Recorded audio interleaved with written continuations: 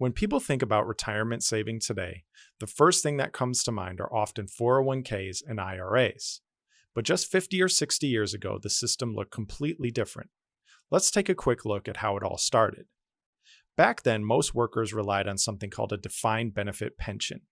If you worked for a company long enough, you didn't worry about how much you saved or which investments to pick. When you retired, the company sent you a check every month for the rest of your life. From an accounting perspective, though, pensions are a huge liability for corporations. Companies had to make assumptions about how long people would live, what investment returns would be, and then set aside enough to cover that promise. As life expectancy grew and markets became more volatile, these obligations started to overwhelm corporate balance sheets. That growing pressure led to reform. In 1974, Congress passed the Employee Retirement Income Security Act, or ERISA. This was a landmark law that tightened pension rules, but it also introduced something brand new, the Individual Retirement Account, or IRA. For the first time, workers could save and invest for retirement on their own in a tax-advantaged way.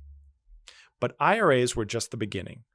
Within a few years, a small piece of tax code called 401k would completely change how Americans save for retirement. And that's what we'll cover in part 2.